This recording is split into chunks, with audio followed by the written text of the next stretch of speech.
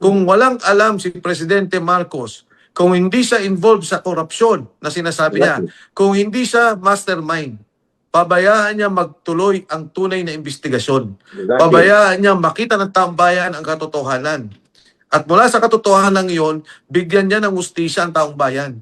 Bigyan niya ng ustisya yung kinabukasan ng bawat batang Pilipino. Alam mo ka, Eric, doon pa lang sa Senate, nakita ko na eh. Wala tayong dahilan para sirain ang gobyerno. What we are fighting, tama kang binanggit mo, itong hindi na talaga tama, hindi na ito kayang tanggapin ng makataong lipunan ang ganitong garapalan na pag-abuso sa pundo at pagnanakaw. Kaya nga sabi ko, nagulat kami nang lumabas ka last year because you keep your silence. Nagpatuloy kang nagtahimik kahit alam namin naghahapdi ng puso mo sa nakikita mo mga pagsingaw ng kabulukan until you found out na talagang napakalala pala. Yung binabanggit mo kay Gutesa pa lang, hindi mo pa nasumpungan ang 18 former Marines, former soldiers na mas detalyado at malawak ang kanilang nalalaman sa direktang partisipasyon. So we are correct na this has nothing to do personally against Marcos or Romualdez. This is something that the nation must know and we have to look for justice para sa ating mga kababayan. Tama ba kami, Congressman Mike? Yes, tama ka Eric. Kaya nga, nung nagulat ako nung lumabas mga si Sergeant Gutesa, ang sumunod na lumabas ay si Saldico. Oo. Nagkwento bigla si Saldico. Hindi lang yan ang nangyari. Ito yung delivery ko ng pera. Ito yung ginagawa ko. And ka Eric, alam mo naman naging congressman ako. Nagkabinete ko, katulad ng pakilala mo sa akin. Walang magiging chairman ng Committee on Appropriations kung hindi ka tao ng presidente. Kung hindi ka tao ng Speaker of the House. Speaker of the House. At napakalaking poder yan sa paggawa ng budget na nag-uusap kayo kung ano yung mga kailangan na priority ng budget. Kaya nung makita ko yung nagsalita si Saldico, doon ako unang nagsalita. At ngayon kay Eric, anong ginagawa nila? Ginagamit ang ahensya ng gobyerno. Sa ngayon, si NBI, si Attorney Melvin Matibag. Kaya nga sabi ko sa mga taga-NBI, huwag po kayong sumunod dyan. Alam ko sa loob ng mga taga-NBI, matatalino mga yan. May respeto sa institusyon yan. Marami nga sumama dyan. Dahil sa prestihyo ng National Bureau of Investigation. Nako, naintindihan ko po kayo, wag po kayong mag-alala. Pero alam nyo rin kung gaano kabobo ang ginagawa niyan. At alam nyo rin kung gaano ang ginagawa niyang panggigipit sa mga tao. Ang ginagamit nila ngayon ang ahensya. Nagkaso ngayon kami ni Marcoleta Plander sa Ombudsman's Office. Merong mga kasong investigasyon. Ginagamit maging ibang ahensya ng mga government agencies. Talagang sinizero nila, tinatarget nila lahat ng kumakalaban at nagsasalita sa korupsyon. Pero Eric, simple lang naman Kung walang kinalaman ang Pangulo sa korupsyon, kung sinasabi nilang siya ang nagsimula at nagpapaimbestiga, bakit hindi niya pabayaan magsalita lahat? Exactly. Bakit hindi niya ipitin yung mga dapat ipitin? Bakit hindi niya sabihin, ikaw Martin ginawa mo yan. Inabuso mo yung iyong pagiging nasa posisyon na bilang speaker kita. Alam mo na wala ako dyan. Ngayon magdusa ka. Ka Eric, Mike, tahimik na tayo Ito yung mga problema. Lumabas na lahat ng Marines. Ito lahat ng may mga kaso. Ito na perang nakuha ko at ibabalik ko sa taong bayan. Di sana tahimik. Tapos nangyayari ka Eric, hindi. Ang lahat ng panggigipit nila at lahat ng ginagawa sa atin. Diba? Bakit kami na nagsasalita ang inyong ginigipit? Kung walang alam si Presidente Marcos, kung hindi siya involved sa korupsyon na sinasabi niya, kung hindi siya mastermind, pabayaan niya magtuloy ang tunay na investigasyon. Pabayaan niya makita ng taong bayan ang katotohanan. At mula sa katotohanan iyon, bigyan niya ng ustisya ang taong bayan. Bigyan niya ng ustisya yung kinabukasan ng bawat batang Pilipino. Alam mo ka, Eric, doon pa lang sa Senate, nakita ko na doon sa Senate Blue Ribbon Committee, yung grabing awayan, ngayon lang natin nakita.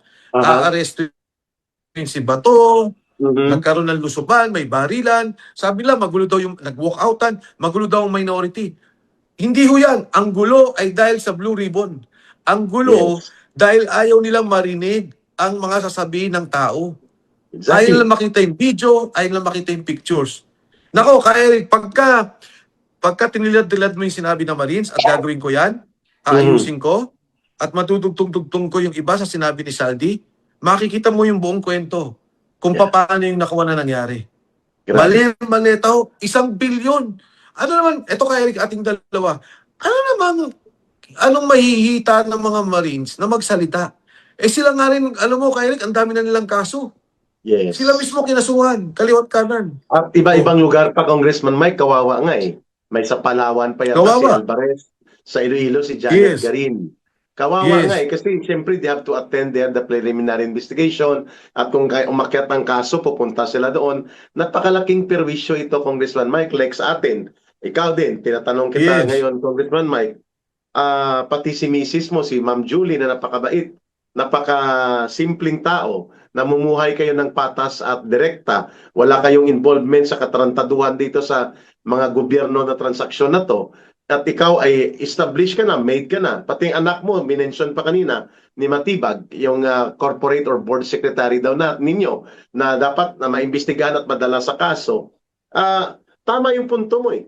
Anong makukuha namin dito na tinataya namin ang buhay namin, pamilya namin, ang aming lehitimong kalagayan na hindi naman kami kalaban ng gobyerno. Kami po ay lumalaban sa katiwalian sa gobyerno at tumutulong na magreforma. Congressman Mike, gaano kabigat sa iyo pati ang mga legitimate businesses ng pamilya mo ay halos wasakin na at walang pakialam si Matibag kay sirain niya pamilya mo, sirain niya pagkatao mo, basta magamit niya lang ang kanyang pagkaabusado sa poder. Paano ito, Congressman Mike, kung itutuloy nila ang pagsasampa ng gawa-gawang kaso? Ay, yung isa-isa sinampa na yata yung plunder, dinamay ka pa si Senator Marcoleta. How are you ready about this, being one of the recognized leaders of the democratic opposition movement of the Filipino people right now against a very clearly corrupt and morally bankrupt government that we are fighting against, or the leaders nila ng buong gobyerno? How are you ready about these challenges? Kaya Eric, eto malinaw sa aking puso at malinaw sa aking isipan. Kung ano man ang naipon namin, kung ano man ang meron kami ngayon, yan ay hindi galing sa nakaw. Hindi ko lang alam kung saan nang galing ang pera ni Attorney Melvin Matibag. Yun. At kung kaming mga nagnenegosyo at nagsasalita, gigipitin ninyo.